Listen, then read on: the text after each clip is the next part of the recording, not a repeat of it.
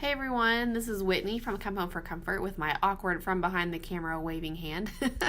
Today I'm going to reorganize this junk drawer in my kitchen. It had just gotten a little too full, a little out of hand, and needed to be straightened up a little bit. So I decided to start by taking everything out of the drawer. And as I was doing that, I had a little bag there on the counter for trash to throw away anything that just needed to go. And then I moved things to another part of the counter that needed to go back somewhere else in the house.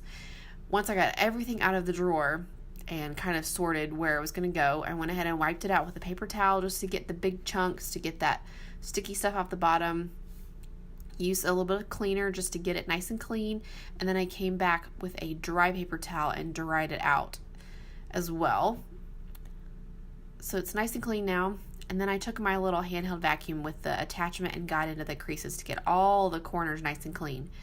And then I should have done this in the first place. I went back and added contact paper to the drawer just to keep it from getting dirty in the future. It's much easier to wipe clean, and it just looks prettier when you have the paper there in the bottom. And I use a ruler to smooth it out. It just works a lot better for me. And then I'm going to pop the other side on, and we're done.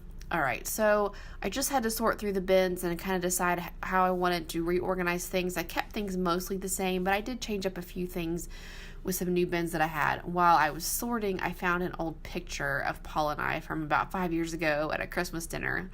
Look at those little kids. So I just finished sorting everything and put it where it needed to go. So let's go back and look at the drawer one more time in the old messy state. That's the before. And now here we have the glorious after. All right, here's the reveal. Looks way better, and it's still pretty full, but of course, I gave it the test and made sure that it would, open and close easily. Everything fits in. This is a nice deep drawer, so everything fits in pretty well. So let me just give you a little tour here. I've got chip clips, and then I have a little baggie with twisty ties, then pens and markers, and then this one holds all of our chargers, like extra wall plugs for our iPhone cords.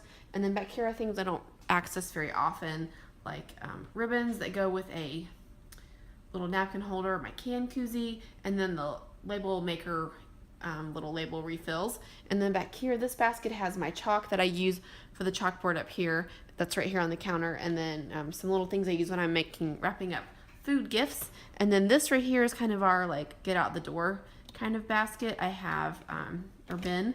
I have the lint roller. I have this thing to clean our glasses with a little bit of, it's from Dollar Tree, just like a little bit of cleaner, and then a rag. And then in here is also our eyeglass repair kit, and then some gum, and then a few Post-it notes that are extra.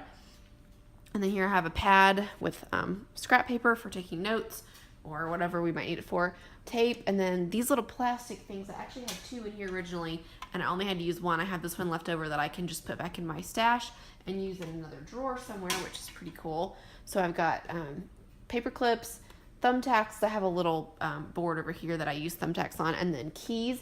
This is like, my in-laws' house key that we keep for them, and extra keys to our front door and extra keys to our storage room. They're all right there because you're always wondering where the keys are.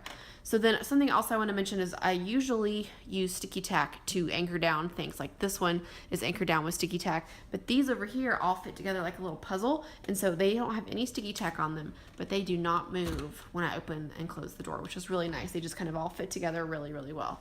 Then in the back there, I have some extra it's kind of hard to see, some extra coasters, my label maker, and then this is my coupon organizer. I have a video on how to organize my coupons. I can link that for you.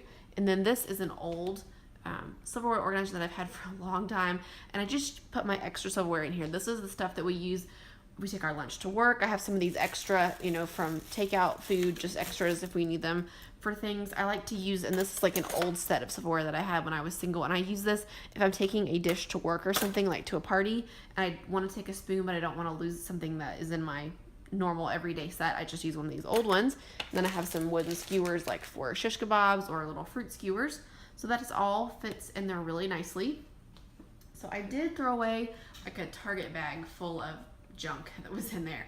So it was pretty full, but I think it's going to function pretty much the same, but just much better now that I've tidied it up again. So there is the finished product.